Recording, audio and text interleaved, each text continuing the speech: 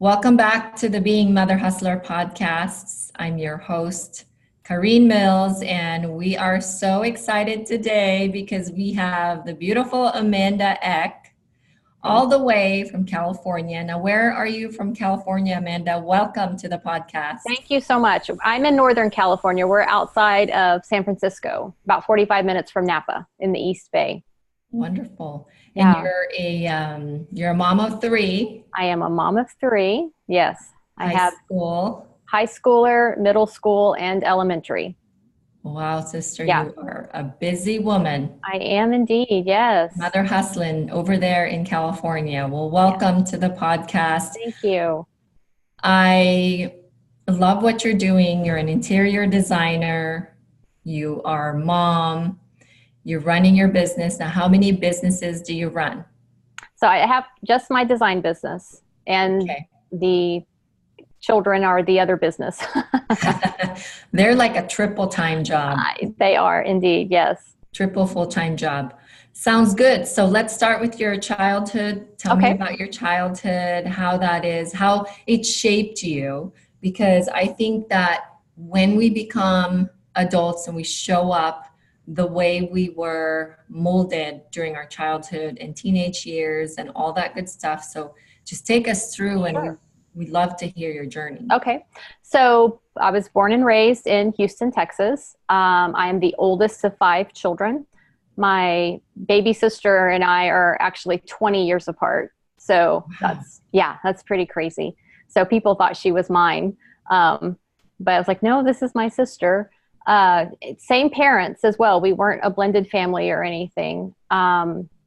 And had a great childhood in the sense of a very loving family, loving parents, got along with my siblings. But what we did not have was finance. And we lived very paycheck to paycheck. Growing up we moved around a lot because if it got to a point where my parents couldn't afford rent, we would hop up and move to the next place. So I went to 2 different elementary schools, 2 different middle schools, 3 different high schools. So I was moved around a lot. So I was very shy, didn't have the chance to kind of get integrated into schools. And there was a lot of stress on my parents because they were trying to make ends meet, stress on us as kids because we could see the struggle. I mean, there were times I came home from school and the lights were shut off, or there was one time we woke up to go take the car somewhere and the car was gone because it got repossessed. So I grew up knowing, all I knew was struggle, that money was, you worked hard, and because my dad was a workaholic, but there was a lack of the ability to handle finances. Like as soon as money came in, it kind of just ran right through his hands. So he did the best he knew how to do. He had a rough childhood himself. So I think that obviously just filtered on into our family. My dad passed away when he was 57. He was very young. He dropped dead in front of my 16-year-old sister. Well, he actually fell into a coma and passed away 3 days later. And that shook our family to the core. I was already married at the time and had children, but my 2 younger siblings were still at home. And so that rocked our family as well. And so growing up, going through childhood, all of the financial struggles, where I found, peace or creativity was in decorating. And so I remember at age 14, 15, asking my mom for a can of paint, because I wanted to paint my bedroom. I had shag green carpet, and we had just moved into another new house. And so I begged her for paint. And so she let me buy a gallon of Pepto-Bismol pink paint, and I painted my bedroom. And it was at that moment that I was like, oh my gosh, I can transform my environment. And that's what started, I can't think, the obsession. And I can remember when things would get stressful financially, I would turn to my environment and try and make it beautiful. And I would save up babysitting money and go down to like the local hardware store and buy wallpaper border to like wallpaper the bathroom, or anything that I could do to get that outlet out. Both of my parents were creatives. My dad was a musician and a digital, like a graphic artist. My mother was a hairdresser, and she also did painting and all kinds of just creative stuff. So coming from two creatives, I obviously had that natural ability in me. And so after high school, I started working right in after, I guess my senior year. I started my first job, and I worked at a local veterinarian clinic. And I was like, oh, I'm going to be a vet. I'm going to go to vet school. I'm going to, help animals.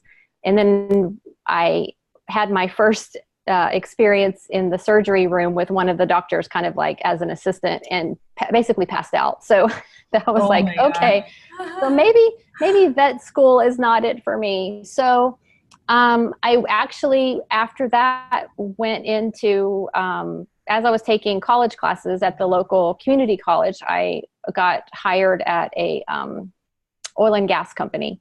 And, being from Texas, oil and gas was, booming. And I got sucked into that world, making, great money, and actually really enjoyed it. And I was in sales, and I was doing that and doing, college classes as well, and had started taking interior design classes for a 2-year design program. And had finished the 2-year design program, and then needed to transfer out to a 4-year university. Mm-hmm. But it ended up where I was young and dumb, and I was like, I'm making more money doing this. Who needs to finish college? So I didn't finish the 2-year the 4-year design degree, and just went back into the oil and gas industry, and kind of put design on the back burner, and kind of thought to myself, well, that just wasn't for me. And then got married and started, my husband and I, he was in project management consulting. So we moved a lot, 9 times in 4.5 years. So wow. I just decorated my own home, and kind of in the back of my head, just thought to myself, well, I'll just have the prettiest house on the block. I'll just, do my own home. I'm not thinking about having an actual career in design. Mm-hmm. And then my husband convinced me, he's like, you should finish this out. So go back to school. So we were living in Virginia, and we went and applied to VCU, Virginia Commonwealth University. Met with the professors, and kind of got all my stuff together. And then I got pregnant with my firstborn. And it was like, okay. Such is life. Yes. And so then I was like, okay. And my husband was traveling 5 days a week, only home on the weekends. I had no family around me. Mm. And I was like, how am I going to go to school full time and raise a baby, and my husband is gone? And so I said, you know what? I just can't do this. And so again, putting it on the back burner. But the passion and the desire was always there. So I did not actually start my business until I had my 3rd child. And it was really by accident how it happened. I started a blog blogging back in 2007, 2008.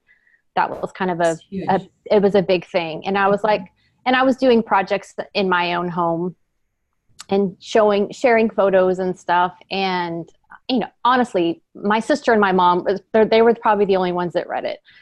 So I wasn't expecting much out of it, but I had a photographer she had photographed my sister's wedding. She sent me a message and said, hey, would you be willing to come and design my home office? And she says, I can't pay you, but I'll take photos for you, and you can share them on your blog. So I was like, sure. And so I did, and she sent me the photos, and I did a blog post. Well, it went viral. and Wow. apartment therapy, which I don't even know if they're around anymore. They're Apartment, still there. they are, okay. So apartment therapy picked it up, and some other larger blogs picked it up. Then I started getting inquiries. Oh, you're a designer. Can you help me with my home? And I'm like, oh my gosh, what have I just done? That's so amazing. And she called Wow. me. I remember her calling me up and saying, you have to do this. And I was like, I had no idea how to run a business or anything like Wow. that. And so I was talking to my sister, and she was like, just go down and get your DBA, which is kind of really all you needed in Texas, Yeah. to kind of start a business. And my middle name is Carol. So that's where Amanda Carroll Interiors Oh, was okay. born. I actually had So that question yeah, for yeah, you, so I'm glad you got there. But I want to stop you there for a second because I love how your business was born out of a real passion, but you, life happened to you yes, and it found you yes. essentially. In the end, it still found you. So where do you think, and I was listening to your childhood and you always had a passion for design since you're a child, and it was more of like your oasis, right? Your getaway when things got rough and you just Mm-hmm. designed, a room or a wall or whatever, that was your creative outlet. So where do you think in our life as we grow up that we lose, um, or we tend to forget what we really want to do and not chase it? I think because we're listening to the outside world, we stop listening to ourselves. Mm. And I was actually, it's so interesting you asked that. I was literally talking to my husband last night, and I am starting to realize that there's still something inside of me as a child that I used to do. I wanted to be a teacher. I wanted to share, and I would literally pretend like I was talking to an audience, and teaching and pouring into people. And somewhere along the way, I lost that, and I'm starting to get that back. And so part of how I'm wanting to kind of tie that in with my design business is taking a more holistic approach to people and their lives. Yes, I create beautiful environments, but it doesn't stop there. And there's environments in the sense of your own body, and taking care of your body and your mind and your mindset and how you think of things. And that is kind of the next, I guess, phase of where I'm wanting to go down. But it's very much so getting back in touch with that little girl, Yes. of what I wanted to do. And for so many years, I just let that kind of get crushed and squashed. And I don't know, I kind of let her go. And Yeah. so I'm really, over the past few years, I'm really learning to let her back out again, and Wow. explore who she really is and what she wants That's to do. interesting. Yeah. I love that. And this is why I love talking about people's childhood because I can essentially capture someone's passion just by them telling me what their childhood is like. Because, like Yeah. I said, that little girl will always be in us. Yes. And along the way, somehow in the teenage years, I personally think, in the teenage years, and you know how, like, I experience this with my kids because they want to be adults so bad. Mm-hmm. And in our teenage years, I think because we want to be adults so bad that we lose the connection between our core. And I think Mm. truly as a child, we are the core. That is like the most critical um, stage in our life, is that we're very innocent. So you're living with your core. You're not living with a bunch of different things that influence outside of your core. And the teenage years is such a massive year in life because that Oh, is when we start losing touch with our core. yes. And as we go through life and we make all these mistakes and we go through all the struggles because we push so hard to become adults, Yes. right? Yes, That absolutely. we forget the connection between that little girl and what that, if we just listen to it, I think that we can achieve what a lot of people have achieved, like yourself and myself, that we're living. And I believe when we say we're living the dream, and I think the dream has always been there, but we never listen to that dream anymore, and we lose that touch with the original dream is when we were a child. You Right. know, we always have the dream, but we just don't live the dream. And when you can create a business outside of that original dream of yours, and you can create a business and live in that moment like you are living as a designer, then you're living the dream. That's, I mean, you've always had it. You just, Yes. life just happens and balls gets thrown at you and Yes. all that stuff. Absolutely. You do. You get to a point where, and then you start to settle. And I think I would always tell myself, oh, well, I'm not like that. That's not me anymore. And I need to be responsible and have the job, and the passions get squashed. And, I also, and I'm on a journey, probably the past like 3 years of my own personal growth journey Mhm. of discovering, there's two of me that I have, and I've actually named them. I have Penelope. Wow. Penelope is the fearful, afraid to take risk, the shy, quiet, withdrawn side of me. And I let her live and kind of take charge for a very long time. And Penelope always played it safe. And then there's the redhead. And the redhead is the passionate. She's passionate. She's fiery. She's sexy. She's strong. And there are days when there's literally a battle between Penelope and the redhead. And I'm learning to let the redhead out, because I feel like the redhead is the true me, really. Mm-hmm. And I think Penelope is, just that. And we all have those voices in our head, and those, you can't do this, and look what you think you think you can do this, and you listen to those. And so I have learned to kind of, I guess it's a self-awareness thing of listening to that dialogue in my head. And I'm like, who's talking here? Is this Penelope or is this the redhead? And so I'm just learning to really go with my heart and my gut and what I really feel is passionate. That's true to me, the true, authentic me. I'm very passionate about authenticity. Wow. Wow, that's interesting how you have named the voices in your head. Because although I have a similar philosophy, but I've never named them. Mm-hmm. So I actually really like how you did that, because you can differentiate both.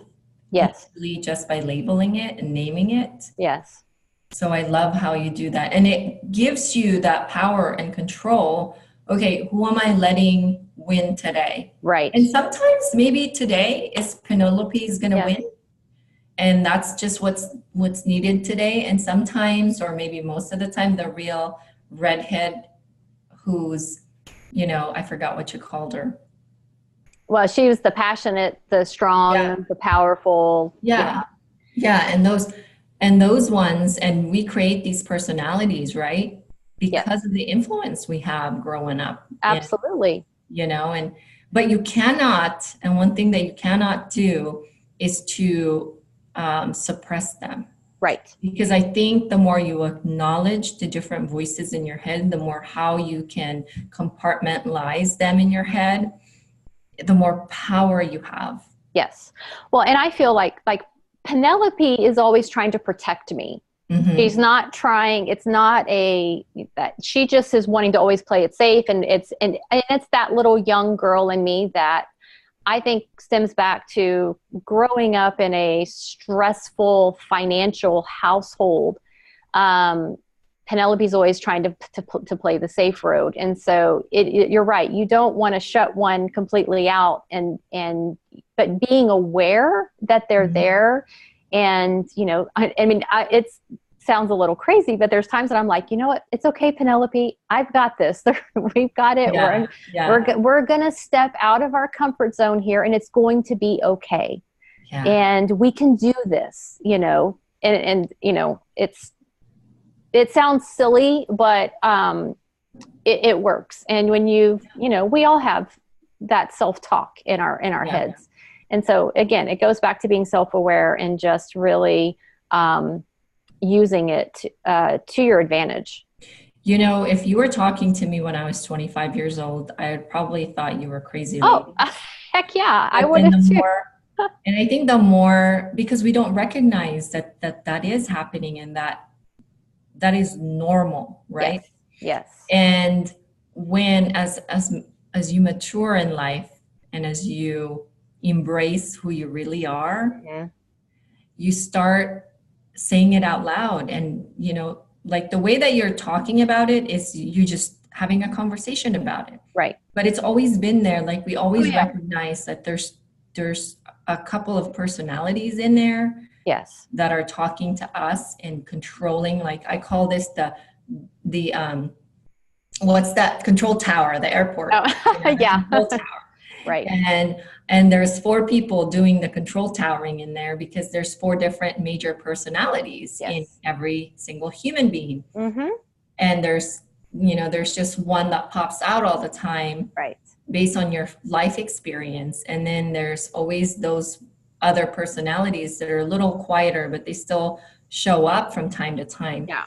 It's like that movie Inside Out. The kids, there was like a Pixar movie, Inside Out. Did you ever see that movie? No, now I want to see it. It was like, there's joy, there's fear, there's anger, and they're actually little characters inside, you know, this person's. Oh yeah, my kids have seen it, but I haven't seen it with them. And so we all have that. And it's, again, it's going back to being self-aware. Our brain is constantly talking to us. And sometimes we're not even aware of the thoughts that it's telling us. And we're just getting into automatic habits of doing things and not questioning, why am I feeling this way? Or why am I reacting this way? And so again, it goes back to self-awareness. And that's the journey that I've been on for, I would say, for the past like 3 or 4 years. My father was he was actually, looking back now, I think he had battled serious depression, and he would shut down and like go to bed for like hours, you know, when he would get so depressed. And I always related to that, because as I got older, I dealt with depression and anxiety. I had all that as well. And so I would always say, oh, I'm just like my dad. I'm just like my dad.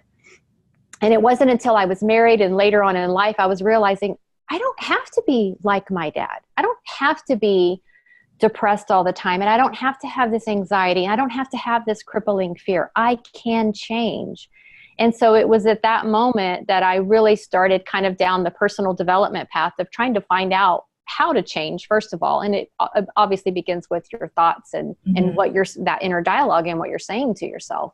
And, you know, my dad, like I said, died at 57. It breaks my heart to think that he lived his whole life like that, not realizing that there was a way out of that. So again, it's going in and just being self-aware of what's being said in your own head. We're our own worst critic. Yeah. So growing up and watching your parents struggle financially, and as soon as you said that, we have that in common. Yes, I love your story.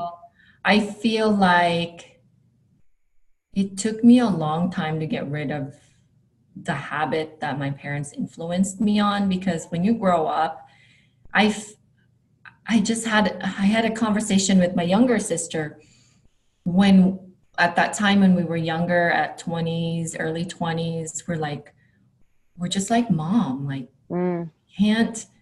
even though we make good money, we can't keep it. Like, what's wrong? We have, Yeah. and we always said this, which was really bad because that's what we were telling ourselves. And, there's the noise that happens here, and there's what you tell yourself on top of Yes. all the noise that's happening here without even saying anything. And the noise that we tell ourselves were like, there's a curse in our family. Mm. I feel like we're just really bad we're just really bad at our finances when we Mm-hmm. were younger because we were shopping till we were dropping. We ran everything through credit cards. And we feel like we see our mom in ourselves. Right. My mom, although it's a different generation, although it was a different problem, but I feel like, why are we having financial struggles when we weren't in a situation like my mother? We make really good money, but it seems like nothing is left over at the end of the month, you know? Right. But as soon as we changed the story that we told ourselves, and as soon as we also hung out with other people that have the mindset of money isn't, because I always had the mindset of that money is a taboo thing too, Yes. growing up, Yes. and that you're sinful if you have a lot of money, Yes. and you should be, oppressed so you'll be blessed kind of Yeah. thing, because I Yeah. live in a Catholic world. Right. Um, and the Bible stories are like the saints have always gone through these bad struggles in their life, and then they became saint because they gave up. It's not from a place of abundance, and that's the Right. thing I did not like about, I don't want to be religious or political at all, but that was the part of the Catholic Church in my country that I now, growing up and looking back, as hindsight is 2020, that I didn't like that part of how they brainwashed us about abundance. And it's okay to have abundance as long as you change the world with it, because they're merely tools and instrument Mm-hmm. to help you change the world. So Absolutely. Yeah. I know. what do you think? How do you think you've learned from that experience watching your parents go through that? And how do you apply that into your life now? So I think the mindset that I had developed from that was a scarcity mentality. There was just, that was for someone else. Other people had money, and that was just not our lot in life. And that wasn't going to be my lot in life. And so, yeah, so there's definitely been lots of, overcoming of the mindset and the thoughts around money. Money is the root of all evil, and all those types of things Right. that people say, you hear. And so you said it, money is a tool. Money is just a resource, just like time is a resource. Mm-hmm. And so it's how we use it, and developing good habits of how we handle it and being responsible, not blowing it, not charging up the credit cards. And my husband came from a family that they handled money very well. And so he didn't have those issues. And when we first got married, and how all newlyweds are struggling, Yeah. I would look at the bank account and he would freak out and go, "Oh my gosh, we only have $2,000. And I'm like, "Oh, we have $2,000, totally the opposite, of how we looked at money. And so Wow. we had to learn to kind of also get on the same page of how we handled money and how we handled our finances. But it is, again, it's rewiring. And when you go through things in your childhood, and Tony Robbins talks about this, you can blame everything. If you're going to blame everything on your childhood or your parents, blame them for the good stuff as well. Yes, I love that when Tony says that. So what I learned from my childhood is grit. That's the one thing that I have grit. And I know that when things get tough and tight, I can buckle down, and I know I'm going to get through this. They can take my house, they can take my car, they can take all my belongings, but I will still keep going. I'm not going to stop, because I have this end goal. I know where I want to go in life. I know who I want to be, and I know what I want to achieve, and I just keep going. And so yes, there were those struggles, but yet out of that struggle, I feel like created a very gritty girl. That's so cool. I love that. And it's a great reminder for me too, because I've heard Tony Robbins says that because of his story too. Yes. But, I have so many personal development tools that I use that I'm like, Mm-hmm. oh yeah, Yeah. I love that when Tony Robbins said that. So that's a great reminder for me. That's so cool. So what do you think your message to the world, and why do you think you're here?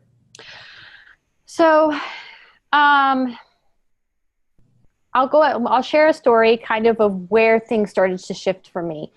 Let's see, back in I wrote a couple of notes here so I wouldn't forget this. Back in 2015, my husband and I went away without the kids. We had decided to take a little vacation. And, I had my business. My business was doing well. He was in the corporate world, miserable. Mhm. And we were living a good life. We had a beautiful home. We were in a wonderful neighborhood and a community. The kids were in great schools. We were in Texas at the time, living in Houston, and things were, from the outside world, great. Always. Inside, we were miserable in the sense that we were just two individuals existing in a household. There Mhm. was no passion. There was no vision. There was nothing. Yes, I had my business and I was doing well, but we were not on the same page.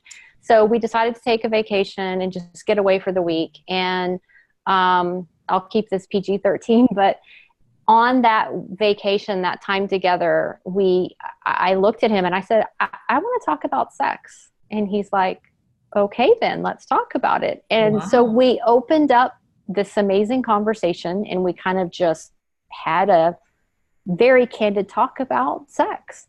And obviously for the rest of the week, it was an amazing week. Good for But, you. but then, Kudos. yeah, but the next morning he woke up and he was in the kitchen and I came in there and he said, we had this conversation and we went from a 0 to like 100 in one night. Beautiful. And he said, what else are we not talking about? Oh my gosh. And so Oh. it was like our finances, our spiritual life, our physical health, how we interact with our children, how we interact with our friends. What are we doing with our lives? Because here we are in our 40s and we're like, is this it? Is this our life? And so we came back from that vacation and we literally hit the reset button on our lives. And I hired a business coach to kind of take me to the next level. He hired a business coach because he hated his corporate job and he wanted out of the corporate world and he wanted to follow his passion. And so through that whole process, it ended up where we were like, the first question my business coach asked me, she's like, so why do you live in Houston? And I said, because my family lives here. Mhm. She's like, okay, why else? I said, there is no other reason. I live here because I have family. And she's like, well, do you love it there? And I said, no, it's hot. It's humid. She goes, well, if you could live anywhere, where would you live? And I immediately said, California, because my in-laws live in Southern California. I love the weather here. I love the people. I love the mountains and the ocean. And so that night I called my husband because I had that meeting with her. I was in LA with her for that coaching weekend. And I called my husband that night and I'm like, and before I could even get it out, he said, oh, I just had my coaching call with his coach. And he said, he asked me a really strange question. I said, what did he ask you? And he said, is Houston it for you? Oh my gosh. So two separate coaches on the same day asking the same question. Why do you live where you live? Like, what are you doing? And so that was when we literally said, okay, we need to explore this. Why are we living where we're living? Why are we doing what we're doing? And so we literally actually got the map out and was like, okay, if we could live anywhere, where would we live? And we started down this path of of research and ended up here in the Bay Area, the most expensive city in the United States. And he quit his corporate job. We moved out here with no jobs. Amazing. Wow. So I shut down my design business in Texas, and we moved up here. Our house hadn't even sold in Texas, but we knew this was what we were supposed to do. Wow. And it was, telling our kids was another whole story, because, here I had an 8th grader and a 4th grader and a 2nd grader, or 3rd grader and a 1st grader, and that rocked their world. Here we are packing them up and moving them to another state, away from all their family, all their friends. And, along that way, we were like, are we sure we're doing the right thing? But yet in our hearts, we knew this is what we were supposed to do. There was the voice again. It was that voice. And so here we are 3 years later. And I will tell you, it's the best thing that we've ever done, especially for our children, because our children are watching mom and dad hustle to build their businesses. And, I feel like, and we all have done this, if you have children, you tell your kids, baby, you can do anything you want to do. You can be anything you want to be. Mm-hmm. But then when your kids look at you and go, well, Mom, why aren't you doing that? And so we have to be that example of going after our goals and dreams, because we have little ones that are watching. Yes. And sometimes they don't even ask you the question. They just know you're not. Yes. We tell them you can be whoever you want to be. Then we go back to our old miserable ways. Exactly. And then we're not showing them, we're just telling them. Yes. And, I don't know about you, but growing up, when my mother told me something, so I put myself in the position of, as a child, when my mother told me something to do something and she's not doing it, I always question the integrity of what I'm asked to do, know? Right. So I've changed the way that I've mothered my own kids, not because I'm fully aware, but because of women like yourself, that the more I talk to women on my podcast and moms, the more I learn from them. And so reinforcing the fact, because everybody's singing the same exact song. Yes. When it comes to parenting and showing them what we want them to do, not telling them what we want them to do, and that we could do it too, and we're capable of doing it. And yes, because they're watching. They're watching more than they're even listening. And it's been an amazing thing to watch my children step out of their comfort zones because they've seen mom and dad do it as well. Wow. So let's go back about talking to our spouses. First of all, I want to know what your husband's passion and what business is he pursuing? Real estate investing, commercial real estate. That's beautiful. Yes. So it's a fun industry too, because residential real estate is very emotional. Right. But commercial very different. It's still as fun, but just a different emotion, Correct. The emotions are almost not there, but it's there. But it's a different kind of emotion. Right. Absolutely. Yeah. And his background is in finance. So the whole, business and, working with other investors and things and developers and things like that, that's like right up his alley. How cool. That's awesome. So to answer the question that I have, because you answered it with a story, why are you here and what's your message to the world? I would say my message to the world is, first of all, not to settle, not to accept where things are and the way you are, that you can push past those fears and insecurity. I literally had, like I said, crippling fears and crippling anxiety. and literally had settled and believed that this was just who I was. And, usually,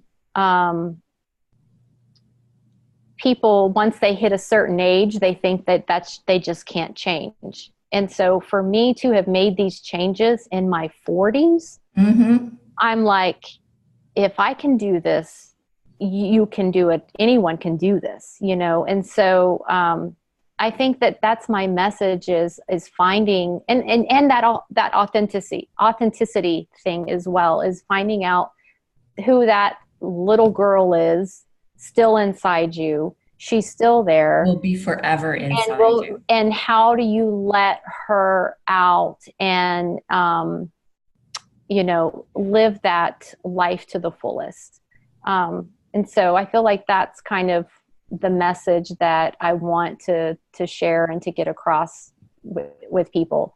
And I'm all about the whole love yourself and accept yourself, and that is to a point, but you also have to get to a place where you have to get really raw and real and look at your life and where you are and say, is this all that there is? And am I just accepting things, as they are, instead of kind of pushing out my comfort zone? I read a book years ago called, I think it was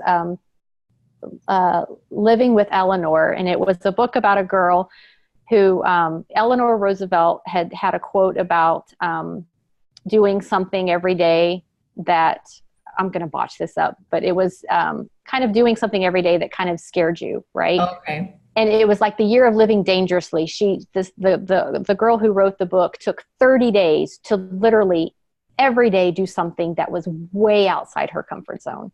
Wow. And so when I read that book, it was like, wow, what what could I do that could get me out of my comfort zone? And so I started like writing things down and things that the inside secret me wanted to do, but would, not want to stretch out and do.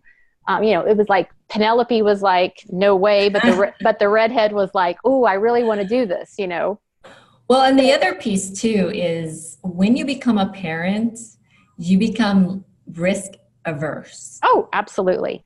Absolutely. So not only that, as you go through adult life and you make mistakes and you don't ever want to make those mistakes, so you play it safe, there's also another layer of being a parent and you have little mouths to feed depends on you. Yes.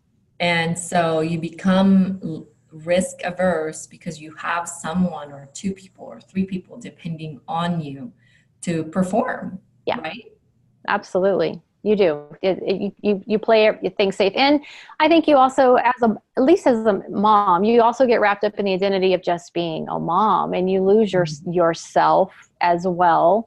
And so you've got to be able to, my husband and I, when we first got married, we always said we were a family, just he and I. Our children didn't make us a family. We were a family first. Mm-hmm. And so we come first before our kids. I love my kids, but my husband and I, we come first. Yep. And they need to see that 100%. Mommy and daddy love each other and that we come first. And so you can get, I think women especially would get wrapped up in the identity of being a wife and getting wrapped up in the identity of being a mom and being a sister and a friend. And it's like, but who are you? Who is that little girl that's still there, that wanted to, be a dancer or wanted to paint or, wanted to be the president, whatever that is, it's still there.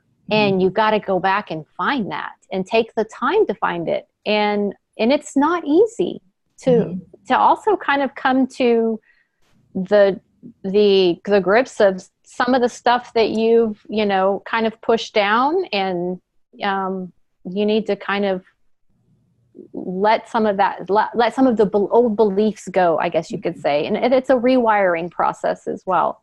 How do you think we should find it? Like if anybody's looking for it, how do you think they should start, or where should they start?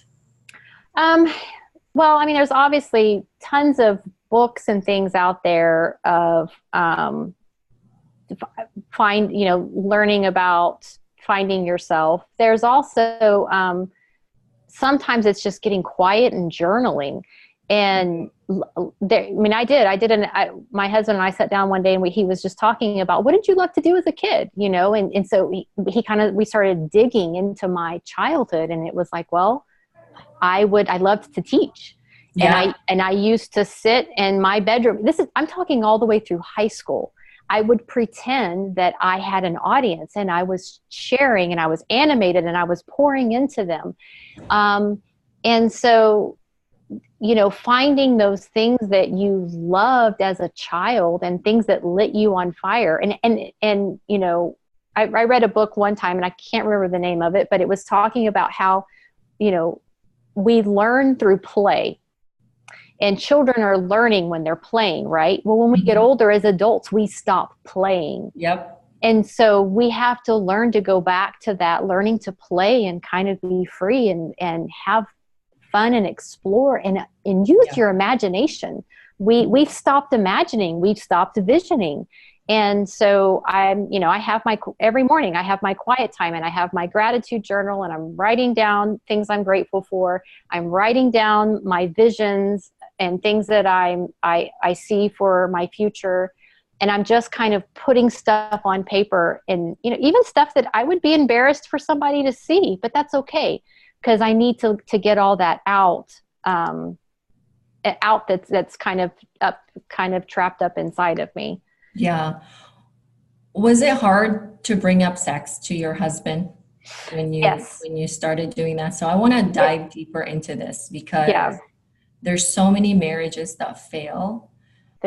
Because like your husband said, if we did not talk about that, and if that felt good after we had a discussion about it, what else are we not talking about? Right. I think a lot of marriages fail simply because they're not just not talking about it, but it's awkward. It's very awkward. It was, and I still could not tell you why I asked that question.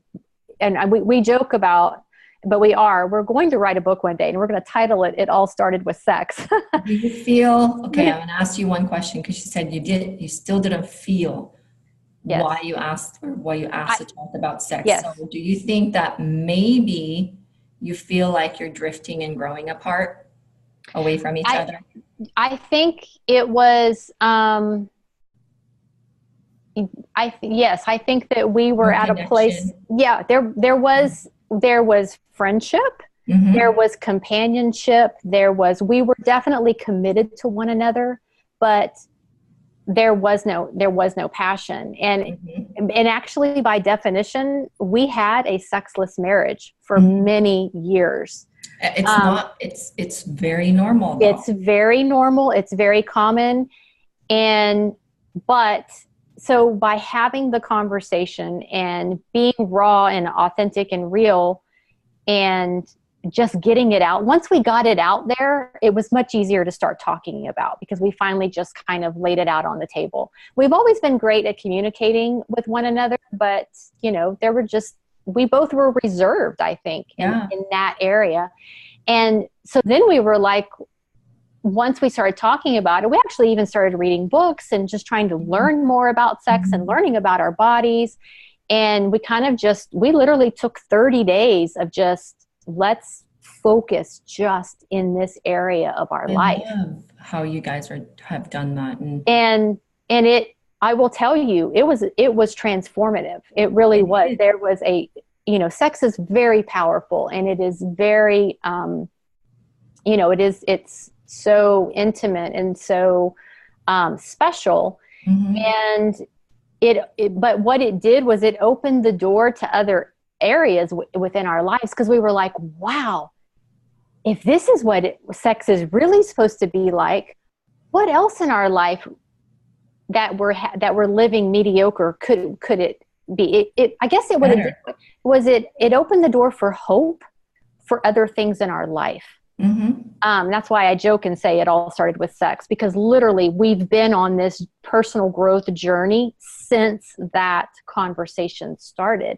And so now we literally say we question everything. Now this is going to be such an amazing thing when you write that book. So I'm going to have you back on the podcast, because that's going to be a totally, the reason that I wanted to talk about it, and I know this is probably going to, it's too long to talk about, but I wanted to touch on it because I have a lot of friends and families that are getting divorced. And the number one complaint is, especially the women, and I'm not saying, that it's not happening with the men, but I only talk mostly with the women and the wives, is that the husbands only want to connect with the wife when they're about to want sex. And I feel like this is such an important topic, because although being mother hustler is being mom, and being mother hustler is being a, balancing the act of being an entrepreneur, professional, whatever it is you're doing outside of being mom, we also have a responsibility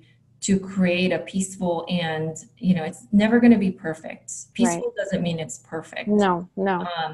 Environment for our children, because it's conducive to their growth when there's two parents loving and passionately in love with each other. And I feel so bad seeing marriages fall apart because of the lack of sex and the lack of connection. And yes, you don't have to have sex to make a connection, but it is one of those things that you have to do to connect with because you become this different person when you're having sex passionately. Right. And so, and I'm not saying a different person in a bad way, but almost levitating, because you're in heaven. And it's a spiritual experience as well. Spiritual. And you do that on a regular basis, it creates a way better foundation in your relationship, no matter how long you've been married. Right. So with that said, since we're almost out of time, I love that conversation. I know, that literally is a whole other topic. Whole another episode. So much we're going to have to get back on the episode on that once you have that book, or even without, like maybe when you start talking about it. I love that topic. But I want to go back on track and talk about, if your kids were listening to this podcast, what would be your message to them? Again, it goes back to the following their their passions, their desires, that they can do what they set their mind to do, and they don't have to listen to what society tells them, what the public school system tells them, even what other people are doing around them, that they can go beyond that. And I can only say that because I myself am doing that, and I am pushing myself outside of my comfort zone and pursuing all of those things. And so I'm wanting them to see that the sky's the limit for them, and that they just need to go for it. Beautiful. Before I ask you my last question, what or where can my listeners find you? And it's amazing. It's been an amazing ride on Instagram, because I've met so many people on Instagram, which you and I met there and started building a relationship. And it's just been such an amazing platform to find people. So tell us where to find you, your website, which social media platforms, and if you have anything going that's like exciting for you or announcement, tell the world. Okay. So Instagram is probably where I'm most active, and that's Amanda Carroll Interiors is my Instagram handle. And my website is amandacarrollinteriors.com. My husband and I have started an Instagram, but we're not fully active yet, but it's called Mr. and Mrs. Eck.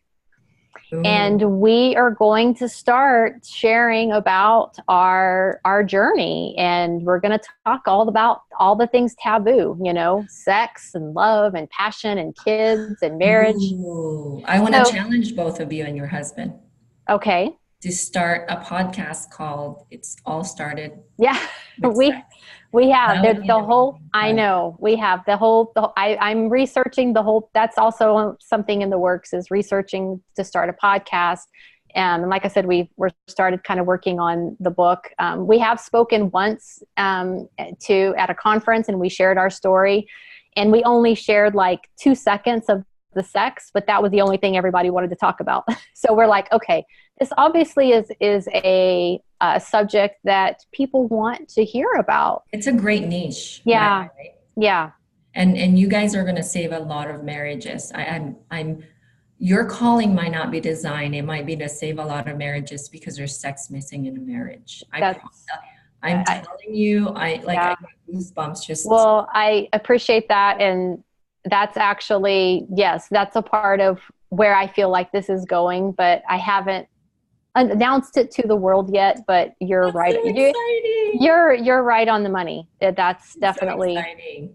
Well, if you need some connection on the podcast, let me know. But okay, my last question for you before I let you go is, what is your definition of mother hustler? And when you heard the lingo, what came into mind? Mother hustler. That is the mom that is pushing herself because the little ones are watching. And it's being her best self because they are watching. And I want my children to look back and go, wow, if my mom can do that, I can do it too. And so that's what I see as a mother hustler. Thank you for that. Thank you so much for your grace on this podcast. I have been looking so forward to this. Me I know too. we had a little bit of technology issue, but we fixed it. And I'm excited to get you back and talk about sex. Hey, let's do it. My husband will freely talk about it too. It is a subject that we're passionate about because of the transformation that it made in our lives. So yes, I'm so absolutely. excited for you guys. Thank you. Thank you so much. All right. Take care.